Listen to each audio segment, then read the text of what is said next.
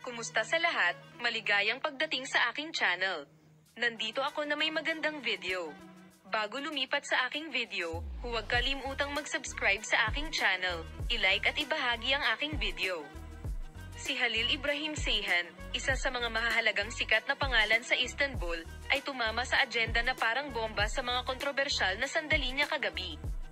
Ginulat ng sikat na aktor ang mundo ng magazine sa pamamagitan ng paggawa ng mga pahayag tungkol sa pribadong buhay ng kanyang kasintahan na si Sıla Türkoglu habang nagbibigay ng panayam habang lasing.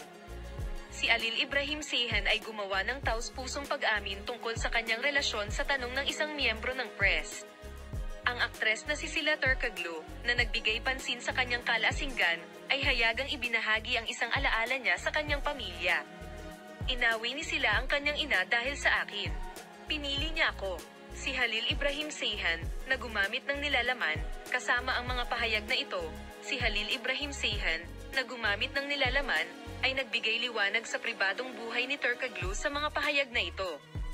Matapos marinig ang insidente, ang mga pahayag na nagdulot ng malaking epekto sa mga social network at magazine press, ang punto kung saan napukaw niya ang curiosity tungkol sa relasyon ng mag-asawa, ang relasyon ng tatlo kung pag-uusapan ng mas detalyado pagkatapos ng insidenteng ito.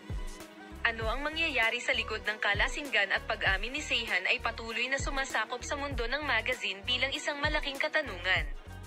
Higit pang mga detalye tungkol sa relasyon at mga kaganapan ng mag-asawa ay inaasahang lalabas mamaya.